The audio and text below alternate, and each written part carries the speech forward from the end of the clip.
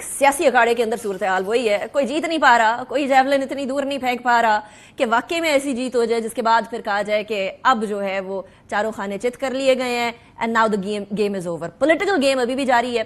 इस टाइम पर स्पेशली हुकूमत और ऑपोजिशन के दरमियान जो इश्यूज चल रहे हैं वो तो हैं, लेकिन हर किसी को उम्मीद है कि अक्टूबर के बाद की सूरत हाल मुख्तलिफ होगी। बहरहाल आज बिलावल भुट्टो जरदारी साहब ने बड़े वाज़ेह तौर पर इशारा कर दिया कि दो इदारों में तसादुम हो रहा है। सुने जरा।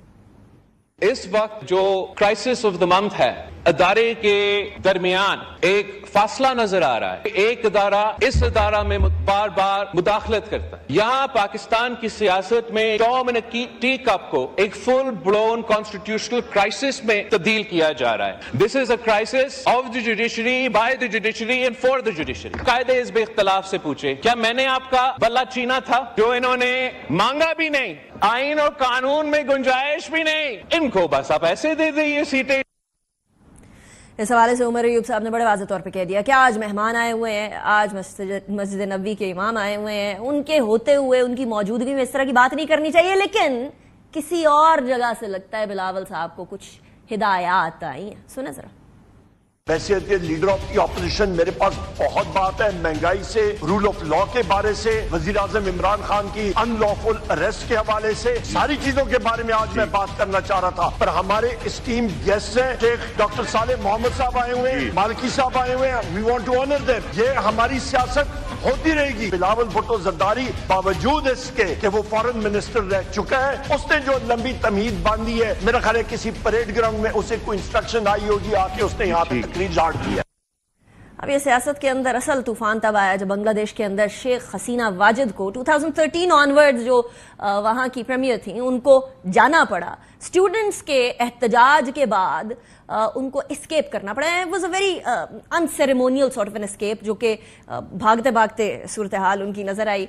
और वहां ये वाजे हो गया कि कोई भी पार्टी, कोई भी जमात, कोई भी प्रीमियर किसी और मुल्क के इशारों पर चलेगा तो किसी तरीके से उसको एक्सेप्ट नहीं किया जाएगा। अब उसको बहुत सारे तरीकों से पाकिस्तान की सूरत हाल से जोड़ा जा रहा है। क्या कोई जोड़ बनता है या नहीं बनता, इस हवाले से बात करेंगे। हमारे साथ जो मेहमान मौजूद है मैं उनका तारुफ करवाऊंगी।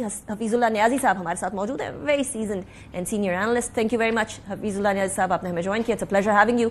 अतर काज़मी साहब हमारे साथ मौजूद हैं, very dynamic analyst. Thank you very much Athar, आपने भी हमें ज्वाइन किया। अतर, आपसे स्टार्ट करते हैं।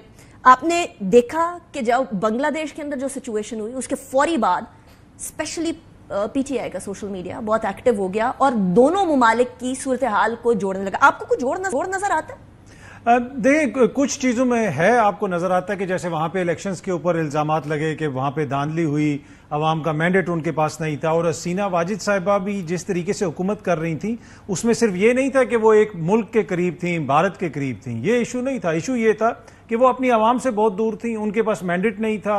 जिस तरीके के उन्होंने इलेक्शंस करवाए, उन्होंने तो बाकायदा अपोजिशन को दीवारों में चुनवा दिया, किसी को फांसी दे दी, कोई जेल के अंदर था, लोगों को गायब करवाया गया, सोशल मीडिया के ऊपर जो है वो लोगों को पकड़ा गया, मॉनिटर किया गया, नौजवानों को कहा गया कि ये दहशतगर्द हैं और ये जलाओ घेराव कर रहे हैं। बहुत सारी चीजें ऐसी उन्होंने कही। एंड ऑफ द डे फिर हुआ ये कि उनको जाना पड़ा।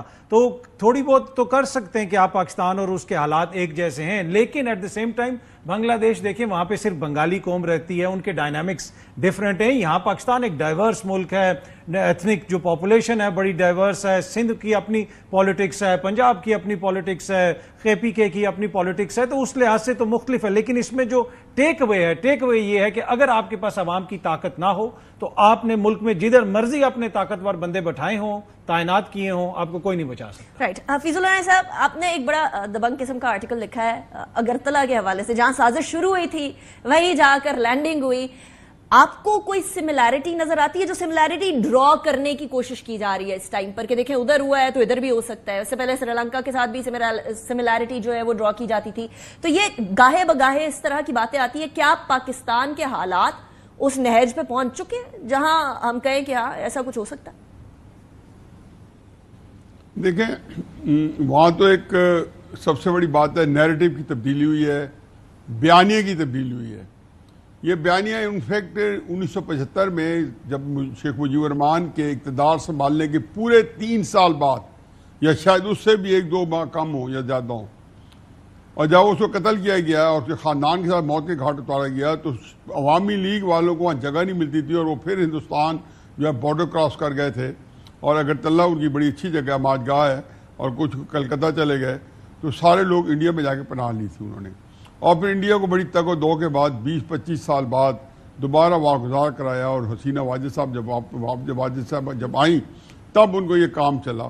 مت بھولیں کہ جب جو مجیب کے قتل کے بعد جنرل ضیاء الرحمان ہو یا جنرل ارشاد ہو، یہاں پہ پاکستان میں آ کے جنرل ضیاء الحق کے ساتھ گولف کھیلتے رہے ہیں، اور پاکستان کے اندر فیل ایٹ ہوم تھا ساروں کا۔ اچھا، یہ وہ اس لیے تھا کہ بیانیہ چینج ہوا تھا۔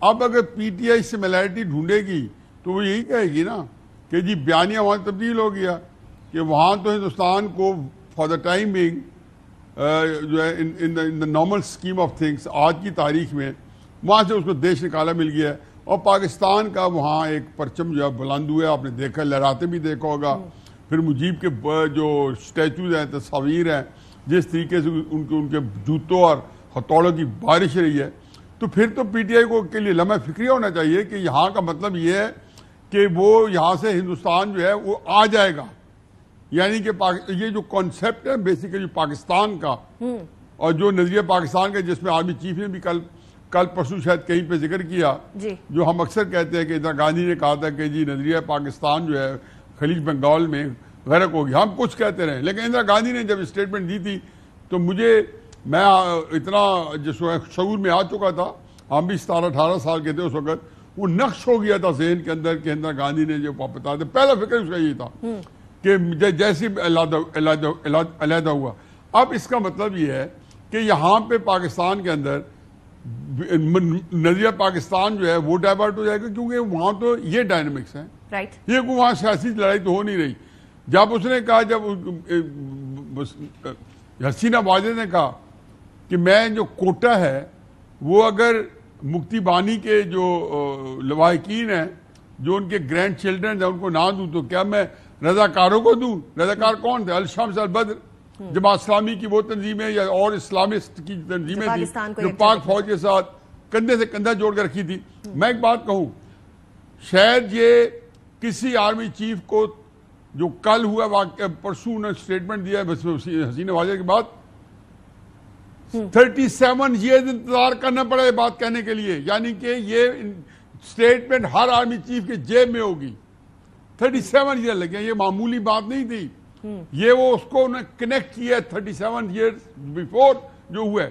تو اس آپ تناظر میں دیکھیں، اور آپ یہ دیکھیں کہ پاکستان کے اندر جو ہے وہ جو الشمس البدر جو تھے، جن کو ان کو رضاکار کہا جاتا تھا، آرمی کے ساتھ کندھے سے کندھا ملا کے کھڑے تھے، تو جب پورا بنگلہ دیش جو ہے، پورا بنگلہ دیش، یہ جو حقیقی آزادی جو دلائی تھی شیخ مجیب الرحمان نے، اس کے بعد جو ہے حسینہ واجد نے، اور وہ جو تھا غلامی سے نجات دلائی تھی، حقیقی آزادی دلائی تھی، 90% مقبولیت تھی، یہی اجزاء ترکیبی تھے نا شیخ مجیب کی جیب میں اور حسینہ واجد کی جیب میں۔ تو کیا ہوا؟